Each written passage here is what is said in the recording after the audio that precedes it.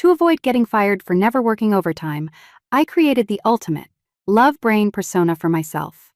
I told everyone I must go home exactly on time to cook and serve my kids, or my scary husband would beat me.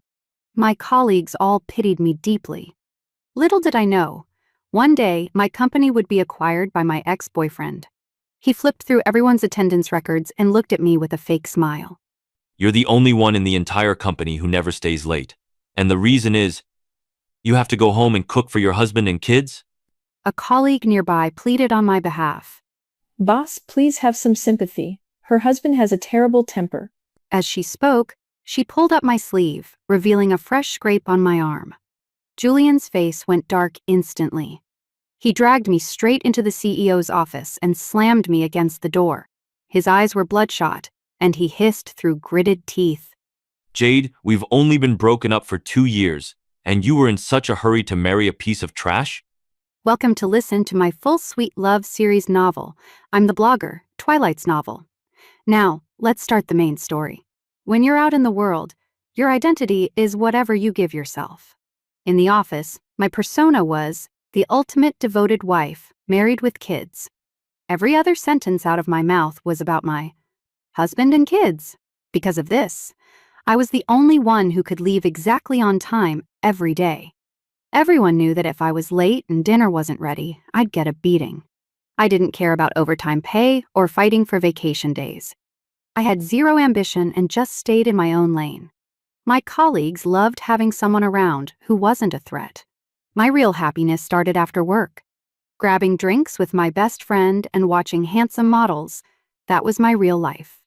Everything was peaceful until the acquisition. And the new CEO was my ex. To be honest, the day Julian showed up at the office, I was stunned. The perfectly styled hair, the expensive custom suit, and that arrogant, I own the world look. He wasn't the immature boy from 2 years ago. He radiated the aura of a mature, powerful mogul.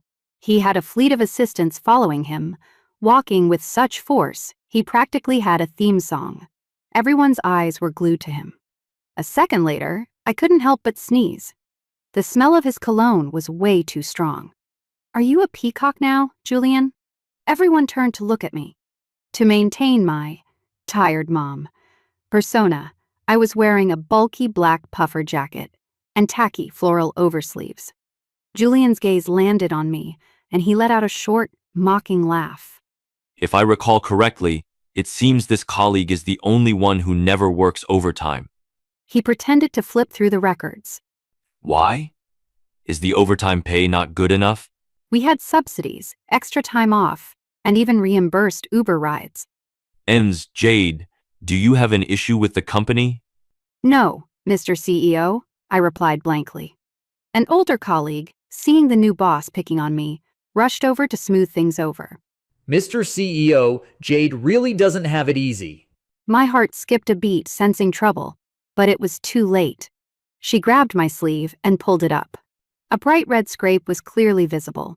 Actually, I got that from falling down outside a bar while partying with my bestie last night. Look, Mr. CEO, Jade has to go home on time to cook for her husband and kids. If she's late, well? She trailed off, looking at me with pure pity. Everything was implied. I was so embarrassed I wanted to crawl into a hole. But since I told the lie, I had to commit to it. I closed my eyes and nodded like a martyr. Yes, if I don't get home to cook, my husband hits me. I looked up, meeting Julian's look of pure disbelief. Mr. CEO, that's my reason for not working overtime. Julian's hand gripped the documents so hard his knuckles turned white, and the veins on his forehead popped. He stared at me, suppressed rage simmering in his eyes. Say that again. Who is going to hit you? Her husband. Sir, you have no idea. Jade's man is a total nightmare. The surrounding colleagues immediately chimed in. The older ladies loved gossip, and most of my husband's crimes were exaggerated through office rumors. I couldn't argue. I just kept my head down, fidgeting with my hands. I felt like a needle was poking my back. Julian's jaw was tight, and his face got worse with every word they said. Finally, he couldn't take it anymore. Enough. he interrupted coldly. I understand the situation. Everyone back to work. Relieved, I tried to sneak away, but the back of my neck suddenly felt tight. Julian had grabbed the hood of my puffer jacket. You He looked at me with an icy stare. follow me. He dragged me by the arm all the way to his office, his energy so dark it felt like he might kill someone. Mr. CEO, where are you taking me? Could we not have talked out there? What? When the boss wants a word, do you get to choose the location? Fine, you're the boss, you win. The moment we entered, he slammed the door shut with a bang. The next second, I was pinned against the door. His dark eyes stared at me intently, his chest heaving. I slowly looked away. Mr. CEO, think about the professional boundaries. Ha, Mr. CEO? He laughed mockingly. Back when things were good, you called me baby. Now that there's someone new, it's Mr. CEO. Okay, I take back what I said about him being mature. He was just as childish as before. Then should I call you boss? I pushed him back a little. Boss, I'm married. I have a husband and a child. What you're doing right now is workplace harassment. Julian froze for a moment, then let out a cold snort and released me. Jade, you dumped me 2 years ago just to rush into a marriage with a piece of trash. I had no words. I just gave him a polite smile. He slumped into his office chair and loosened his tie. He looked like a defeated puppy. Who was the one who said they'd never get married? No matter what. When you meet the right person, everything changes. I made up a random quote. Is your right person someone who beats you? I was speechless. He continued.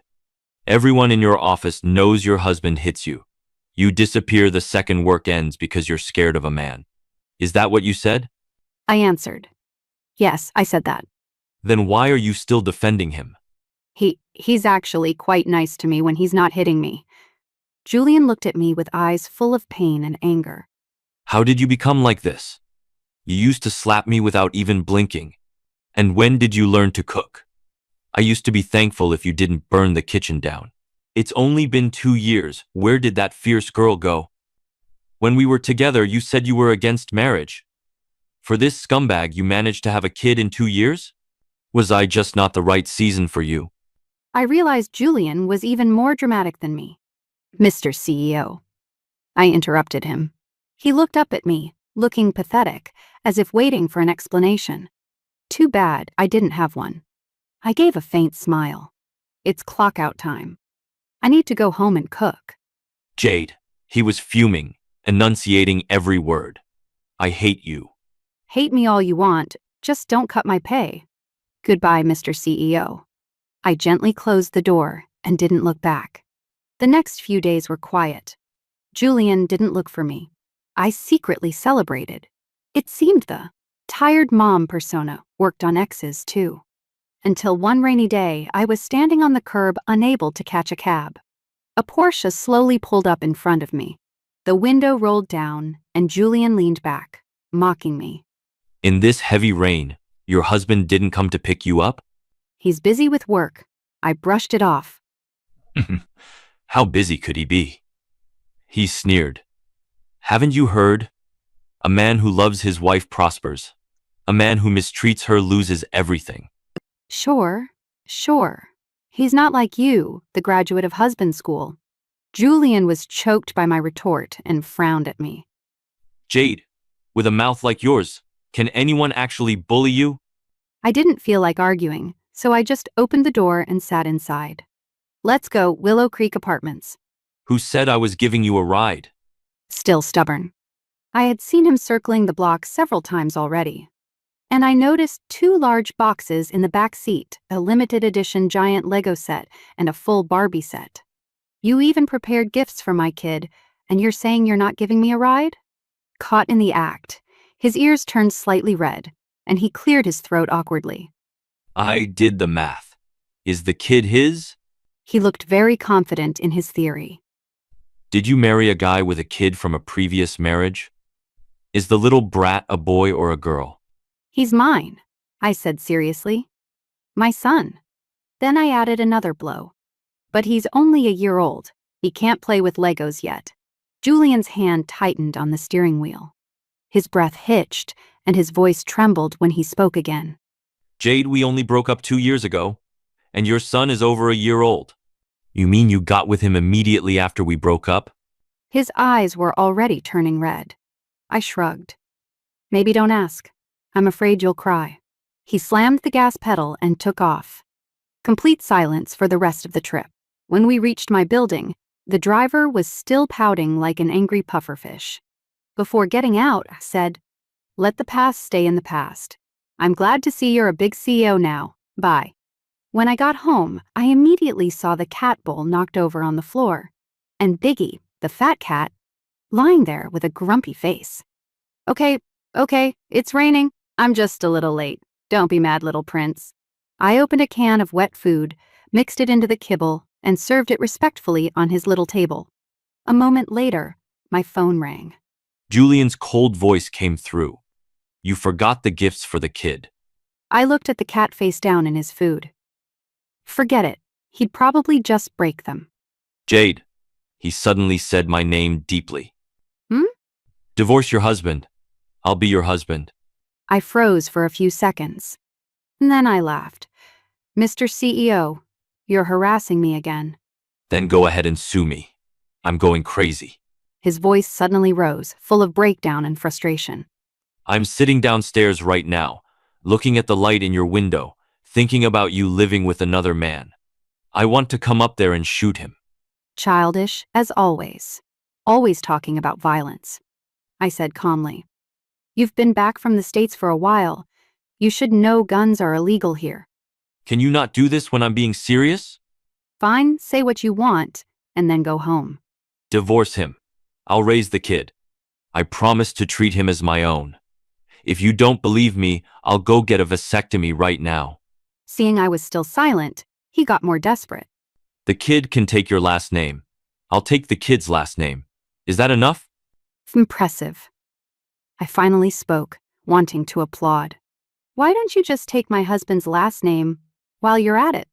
The other end went silent. A few seconds later, he sniffed and said through gritted teeth, Jade, you really don't treat me like a human being. With that, he slammed the phone down. I breathed a sigh of relief. People are often haunted by what they couldn't have in their youth, and sometimes a single moment can break that spell. Memories are just memories. They have no real power. When Julian and I were at our best, we had both just graduated. Love was enough to keep us full. We squeezed into a tiny rented room and stuck together after work. From the living room to the bedroom, then to the bathroom. We were inseparable. By the time we finally lay back in bed, I was too tired to even roll over. He lay beside me, twirling my hair, his eyes shining. Baby, to tell you the truth, I'm actually a fallen young master. I ran away because I hated everything my dad planned for me. You're so good to me, you don't care that I'm poor. I like this tiny place, but after we get married, we should probably buy a big mansion, right? Do you like sports cars? No, maybe not. They're too fast. I'll just hire a female chauffeur for you. I was so exhausted, I thought he was just hallucinating. I just hummed in agreement. I only liked Julian for his face anyway. For a beautiful man, poverty was almost a charming trait. So I never took his words seriously. Until later, when he started acting strange. Always frowning, looking heavy-hearted. Answering phone calls behind my back. Hiding his phone. I immediately concluded, he's cheating. I can accept a poor, pretty man, but never a dirty, cheating one. While Julian was asleep, I secretly noted the number that kept calling him. I didn't want another girl to get scammed, so I messaged the number saying Julian had a girlfriend. The person on the other end asked to meet. But the person who showed up was Julian's father. The story that followed was quite cliché. A middle-aged father venting about his rebellious son. His grandfather is recovering overseas, and this kid won't even visit. I told him to take over the international branch, and he said he'd rather work on an assembly line. I'm getting old, this company belongs to him eventually, but seeing him like this, sigh. I wasn't stupid. I understood perfectly. It was because of me that he was staying behind. Julian was pretty dumb, though. If I were him, I would have dumped me 800 times already. I left cleanly and quickly. I didn't like complicated families and had no interest in climbing the social ladder. My material desires were low. I just had a bit of a weakness for a pretty face. There were plenty of handsome men in the world. But I never expected this boomerang to hit me in the head 2 years later. My words had triggered Julian enough that he didn't harass me for 2 weeks. But that didn't stop him from acting like a peacock at the office. One day it was a Loro Piana cashmere set, standing there with broad shoulders and a narrow waist, old money style. The next day, a black shirt with 3 buttons undone, showing just enough of his collarbone, bad boy style. A few days later, it was athletic boy vibes. Gary, sweatpants. No reason other than to show off. He would visit our break room 5 or 6 times a day. Nobody dared to ask, and nobody dared to speak. My daily water intake reached an all-time high just to avoid the break room. Clara, my gossipy colleague, rolled her chair over. A few others gathered around immediately. I was somehow pulled into the gossip circle, Clara whispered. The CEO is on our floor every day drinking water. Is the water here that good? Does anyone know why? The others chimed in. Why? Why? Clara's eyes snapped toward me. I panicked and waved my hands. Nothing to do with me. I didn't drug the water. Clara said, "Oh, I know you're not that bold. I suspect the CEO was moved by your tragic story." Me and the others. Clara, I heard the CEO plans to start a women's rights protection department. If anyone's husband cheats or is abusive, the legal department will help them until the divorce is final. Everyone was shocked. Really? How do you know? Clara looked smug and gestured for us to lean in. Because the CEO asked me about Jade's situation. I gave him such a vivid description. Oh my God, the CEO's eyes actually turned red. He almost cried. I turned pale and asked, Clara, what exactly did you say? You always have scratches on your arms, right? I told him your husband beats you, a small beating every 2 days, a big one every 3. Those were from my cat, Biggie. And you've been late a few times with dark circles under your eyes. I said your husband probably torments you at night. That was because I was hungover. And there's more. I quickly cut her off. No more mores. Just tell me how the CEO reacted. Clara patted my shoulder. The CEO said if the legal department can't handle it, he knows a bit of martial arts himself. She looked relieved. Jade, you're saved. I wasn't saved. I was basically dead. Julian knew my address, which meant he could charge in at any time and give my fictional husband a beatdown. If he found out I didn't have a husband, the CEO and the housekeeper. The CEO destroys the world for me. The CEO becomes a homewrecker. All the trashy novels I'd read flashed before my eyes. What a mess. Just as I was thinking about moving, the doorbell rang. I looked through the peephole. Julian stood there with a dark face, holding a baseball bat. Crap. I quickly turned off all the lights, pretending not to be home. Julian knocked a few times and spoke slowly. I heard you say crap. Crap. I opened the door looking defeated. He looked grim. Where's your husband? Do you need something? I'm here to save you. His eyes landed on the cat scratches on my arm, and his gaze turned colder.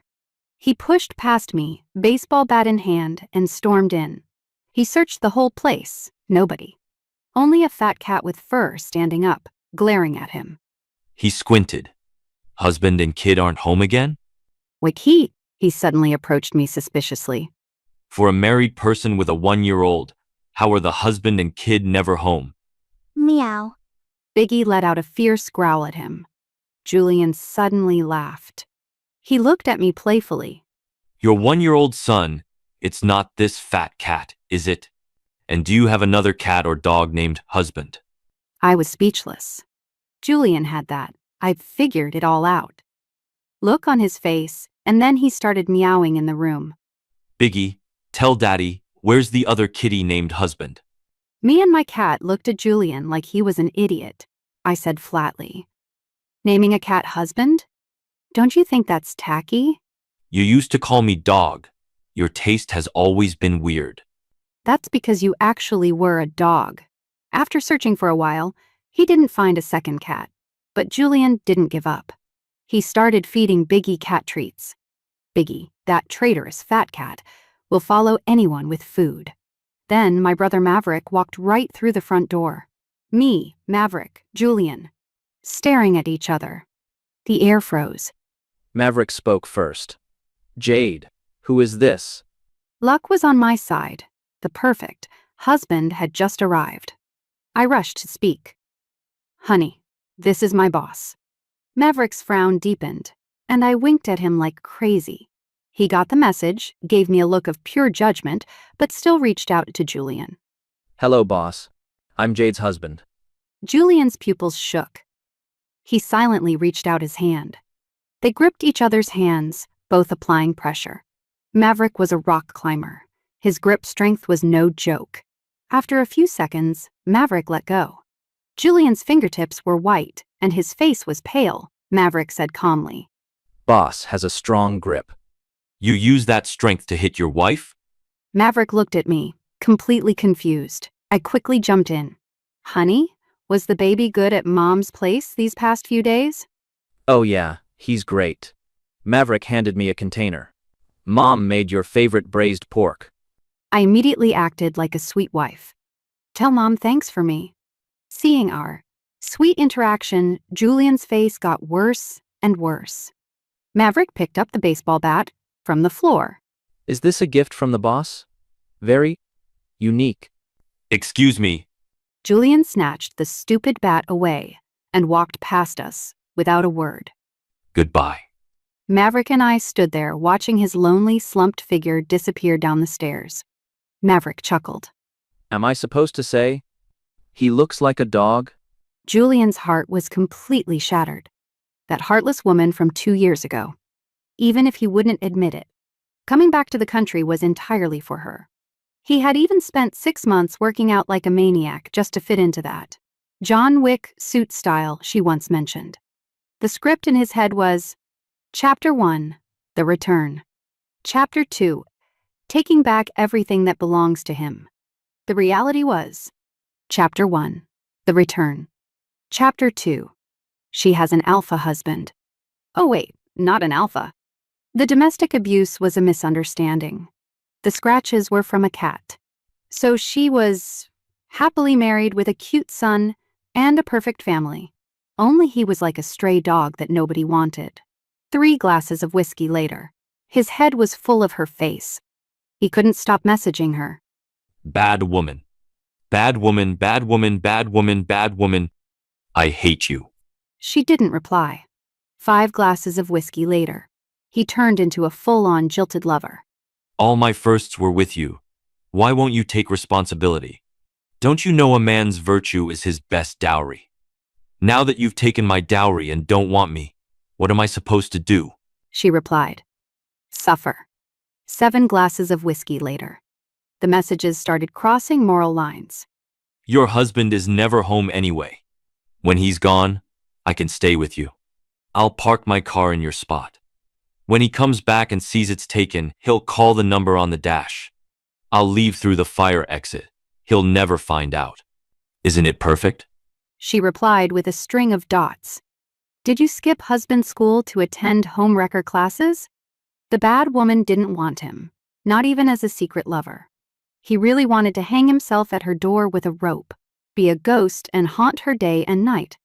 Julian planned to drink himself to death and downed another glass. Out of the corner of his eye, he saw a familiar figure. Hold on, hold on. Across the street, wasn't that Jade's husband? Who was the woman holding his arm? Julian rubbed his eyes, making sure it wasn't a hallucination. Jade's husband was currently hugging another woman very affectionately. His heart was pounding. He couldn't tell if he was excited or thrilled. It felt wrong to be happy about someone being cheated on. But this was Jade. He was so freaking happy. He took out his phone to snap photos as evidence. Then he followed them while calling Jade. When I got Julian's call, I was at a club with my bestie. It was mixed-race male model night. I was currently reading the palm of a cute, half-Austrian boy. I ignored Julian's stupid messages, but the phone kept ringing. On the third try, I finally picked up. Hello? This better be important, or I'm done with you. Jade, your husband is cheating. The voice on the other end was hyperactive. I'm following them right now. Should I wait for you to catch them, or should I go tackle him now? That one sentence made me sober up instantly. My brother and sister-in-law were in danger. No, no, no. Don't do anything rash, I stuttered. At that moment, the boy leaned into my ear with a sweet voice. Jade, you said our palms are a perfect match, like lovers. Did you mean it? I couldn't cover the phone in time. The other end went silent for a few seconds, then exploded. Jade, so you guys have an open marriage? Who are you with right now? Number 4? Number 5? Even if your husband doesn't care, did you ask me? There's a waiting list here. I was terrified Julian would go punch my brother. That would be the end of me. I tried to calm him down. Don't get excited. I'm coming to find you right now. There's no number 4 or 5, I promise. When I reached the place Julian mentioned, he was squatting alone at the cinema entrance. I was in a sequin dress, a little fur coat, and high heels. Julian glanced at me, sounding salty. No puffer jacket? No sleeves? Not even pretending anymore? Whatever. Everyone looks different at work versus after hours. Ahem. Where's my husband? He looked miserable and pointed inside with his chin. I looked over. My brother and his wife were waiting for the movie, feeding each other popcorn. Wow, 7 years of marriage and they're still so lovey-dovey. Julian saw my shipping them expression and was even more confused. Aren't you going over there? Aren't you going to slap his face? I'd rather not. He looked at me in disbelief. Since you know we have an open marriage, there's no need to ruin it. Just then, Clara, my sister-in-law, saw me and waved, walking toward us. I grabbed Julian's hand to run. Did you see that? His mistress is taunting you. Crap. You're going to take that? He rolled up his sleeves to charge. I'm going to teach your husband a lesson today. He was strong as an ox. I couldn't hold him back. In desperation, I just shouted, "That's not my husband." Julian froze. I closed my eyes in despair. He's my brother. My real brother. By then, Maverick and Clara had reached us, seeing me and Julian practically hugging. Clara smiled sweetly at us. Is this Jade's boyfriend? Maverick, why didn't you tell me? Maverick gave me a, "Let's see you act your way out of this look," he said coldly. Whether this gentleman is currently my sister's boyfriend, I'm not entirely sure. I hadn't processed it yet, but Julian had. He immediately let go of me and gave a deep bow to my brother and sister-in-law. Hello, big brother and sister-in-law. I am Jade's former boyfriend, and I will be her future boyfriend. Please take care of me. After their movie started, we went to the river to catch the breeze. I confessed everything. That's all the lies, no more. At first, it was because Clara kept trying to set me up on dates. It was annoying, so I said I was married. I didn't expect the excuse to work so well. Who picks a fight with a devoted wife, right? Julian glanced at me. Jade, are you mocking me again? I didn't mean it like that. Whatever, once you're a devoted lover, there's no cure anyway. The wind blew away the clouds, revealing a full moon. Julian leaned lazily against the railing. The wind messed up his hair, revealing his handsome face and sharp jawline. 2 years later, he was still exactly my type. His suit jacket was draped loosely around my waist. He was just like before, worrying about me being cold if I showed my legs. My heart felt warm. The moon is beautiful tonight. I looked up at him, smiling. Perfect for a kiss. I reached up to wrap my arms around his neck and stood on my tiptoes. Just as my lips touched his, I felt him stiffen. Then he pulled me away. I was confused. His ears were red. You're drunk. Aren't you drunk too? I could drink a whole bottle of whiskey on an empty stomach and not be drunk. Sure, keep dreaming. He looked down at me, a self-deprecating smile in his eyes. When I missed you in the States, I drank all the time. After drinking, I could draw a sketch of you. They're all at my house. Want to see? There must be hundreds of them. I was speechless and reached out to touch his face. Was the breakup really that hard for you? He gave me a resentful look. What do you think? The day you dumped me, I was fighting my dad for our love. I told him we were unshakable, that money couldn't buy our love. I told him I didn't want the family business. I just wanted you. Then my phone buzzed, and you dumped me, blocked me on everything, even kicked my digital pet out of your yard. You know how hard I cried? Eventually, my dad begged me to stop crying. He was afraid the neighbors would think he had died. I couldn't help but laugh out loud. He said piteously, "You're really mean." I nodded. If I weren't mean, how would you be the great CEO, Julian, right now? You probably would have been disowned, and your dad would have started over with a new kid. He looked at me, his voice dropping. Knowing you broke up with me for my own good makes you even meaner. Did you ever think about what I would do if you really got married and had a kid? Be my secret lover? I teased him. So, Mr. Lover, my place or yours tonight? You're bullying me, he pouted. Fine, forget it. I turned to leave, but he grabbed my wrist. He looked away awkwardly. Your place. That fat cat doesn't seem to respect me. I need to show him who Daddy is. Nobody cared about Biggie. Today, Mommy got home and started biting that smelly man from last time. Are they fighting over food?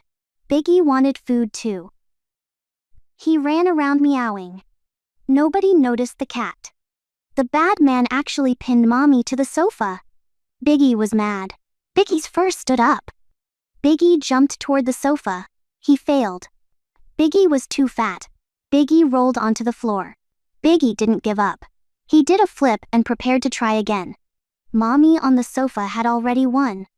She was pinning the man down. She was pulling his neck leash with one hand and tearing his clothes with the other. Biggie cheered for Mommy. Bite him. Bite him. Mommy is truly the strongest woman in the world. Longing is like a floodgate opening. When you're alone, you can barely hold it back. But when that person is right there, once you say it out loud, it never stops. Jade, I missed you so much. For 755 days, I didn't go a single day without trying to forget you, and I didn't go a single day without thinking of you. You left so cleanly. The couple's mugs, the toothbrushes, the pajamas. You didn't take any of it. Heartless woman. When I moved, I even took the half-eaten piece of toast you left behind. I couldn't take it anymore. I tried to be patient. But why does he talk so much in bed? I rolled over and pinned the talkative man down. Baby, can we settle the scores after we're done? His eyes were still red, and he looked pathetic. If you call me baby, you can't have any other babies. I smiled and nodded to soothe him. Fine, fine, you're the big baby. Not even little babies. He pushed his luck, his eyes getting redder. A crying puppy is very pretty. A crying puppy is also very capable. After a whole night of activity, I rubbed my sore waist and walked slowly to the living room. Brunch was already made. On the table was a bowl of tomato beef soup, stir-fried beef, and some greens. I took a sip of the soup. Sweet and sour, very appetizing. Impressive. He made this out of the old meat in my freezer? Your cooking has improved a lot. I praised him. The chef turned around, looking energized. Which cooking? I laughed. Both. In the US, everything is high sugar and grease. If I didn't cook myself, could I have kept this body? I nodded and took another spoonful of soup. Truly delicious. Are we talking about the food or... He pointed to himself. He was currently shirtless, wearing only an apron. His broad shoulders and narrow waist were perfectly defined, and his back was covered in the red marks I'd left last night. I smiled and leaned in, touching the hickey on his neck. Both. Once the puppy has a title, he starts getting pushy. Julian even got jealous of my fictional husband. He'd make salty comments from time to time. What were you thinking? making up an abusive husband. People would think you're a masochist, being so devoted to a guy who hits you.